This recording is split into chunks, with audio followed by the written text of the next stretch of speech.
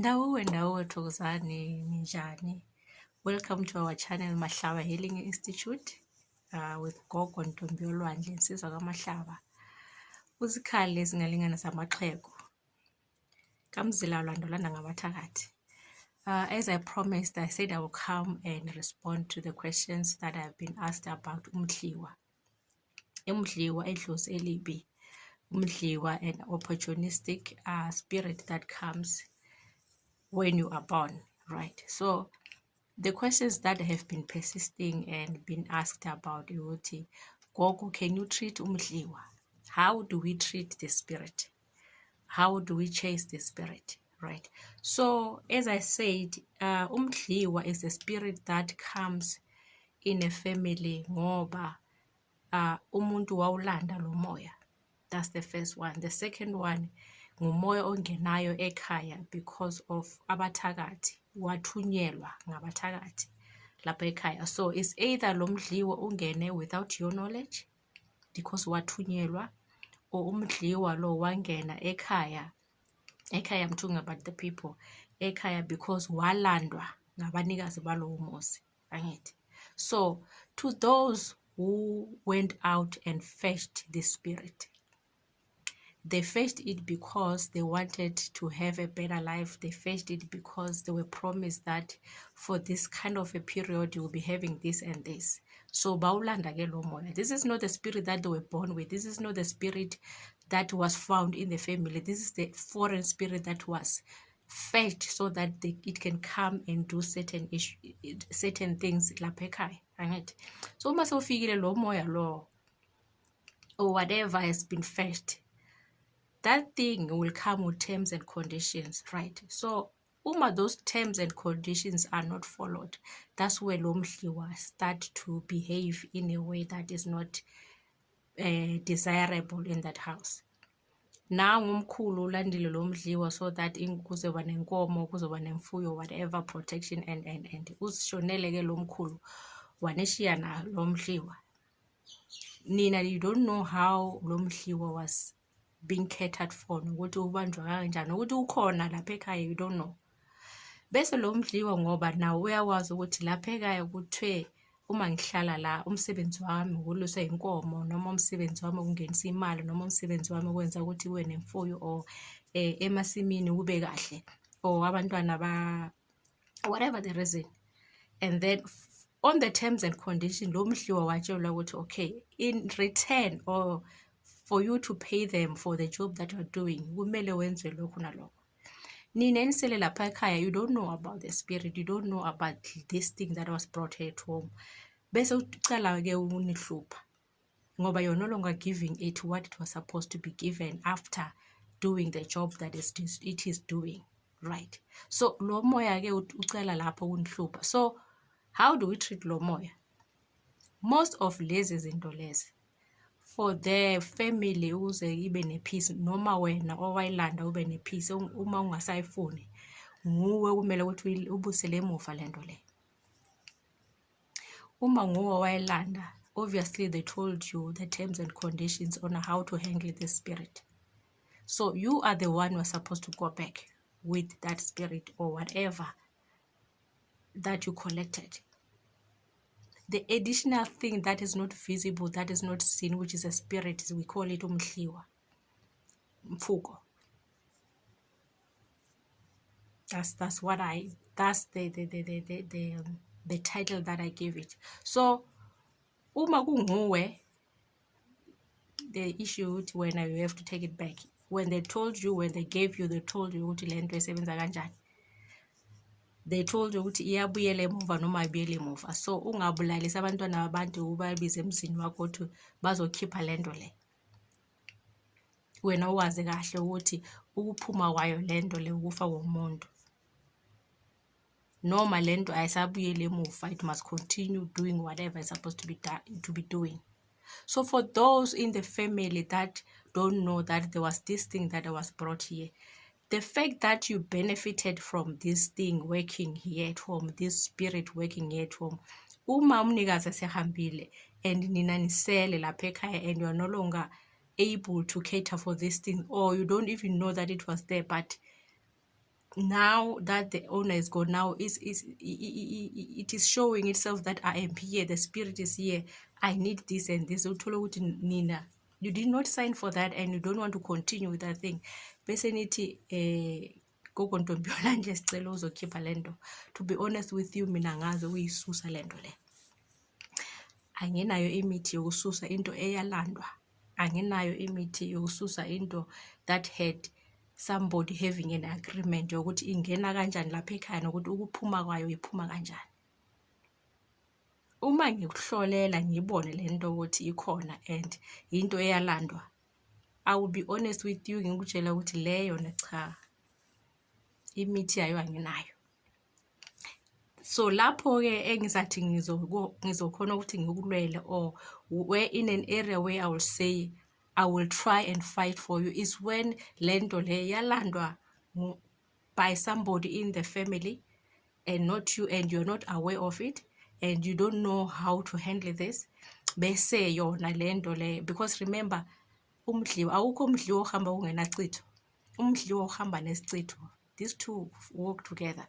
Lapho kunomdliwa esicitho sikhona siyacitha. So the only thing that we will try and handle and heal and try to protect you is from isicitho esihamba nalomdliwa. Because the contract was not made by you, the contract was made by whoever, umkhulu, gogo, malume, who did that thing. But uthi ngiyikhiphe lento le, I will lie to you, I don't know how to keep those things.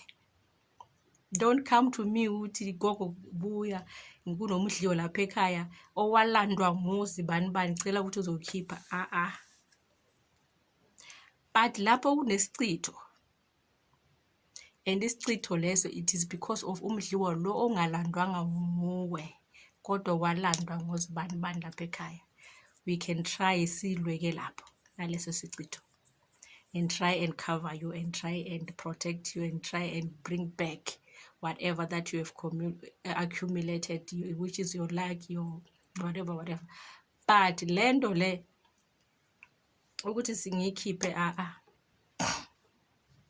uma bekhona abantu abakwaziyo ukubusela izinto ezalwanda ngubanikazi bazo, then they will respond to that. But as for mina, no, the only thing that I can help is ukudila nesicitho,